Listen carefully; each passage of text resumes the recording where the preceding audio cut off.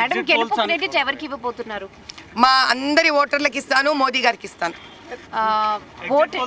Exit polls అన్ని MIM కి edge ఇస్తున్నాయి. ఇవ్వనివ్వండి, ఏమైపోయింది? ఎగ్జిట్ పోల్స్ ఇచ్చినంత మాత్రాన న్యాయము అన్యాయము ధర్మము అధర్మం ఏదో ప్రజలు కదా నిర్ణయించేది. ఓకే మేడం, మీరు చాలా మంది ముస్లిం మహిళా ఓటర్లలో అవేర్నెస్ తీసుకొచ్చారు.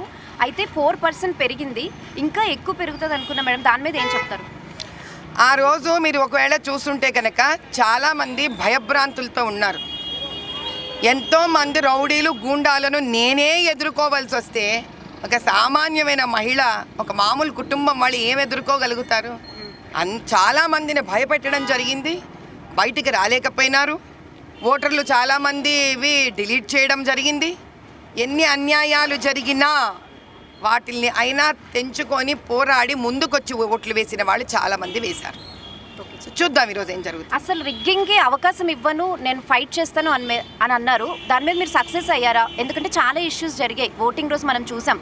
దాని మీద మీరు ఈసీ కంప్లైంట్ చేశారా? అన్ని కంప్లైంట్ చేశామమ్మా. The whole file is with Election Commission of India. ఈరోజు అయిపోయిన తర్వాత కూడా ఇంకా ఎప్పుడూ కూడా ఎవరికి ఏ క్యాండిడేట్కి ఇలాంటి అన్యాయం జరగకూడదు. ఇది నా ఒక్క విషయం కాదు, ఇది బీజేపీ విషయం కాదు. ఎవరైనా క్యాండిడేట్ ఇప్పుడు ఇండిపెండెంట్గా ఎవరైనా వచ్చి నిలబడతారు, ఏంటి వాళ్ళ పరిస్థితి? కాబట్టి ఈ భారతదేశంలో ఎవరైనా ఎలక్షన్లలో వచ్చి నిలబడాలి అంటే వాళ్ళకి న్యాయబద్ధంగా ఎలక్షన్స్ జరగాలి. దానికి మేము ఈరోజు ఎలక్షన్స్ తర్వాత కూడా దీన్ని ఇక్కడితో వదిలిపెట్టము. మేము దీని గురించి కంటిన్యూస్గా పోరాడుతూనే ఉంటాం న్యాయం వచ్చే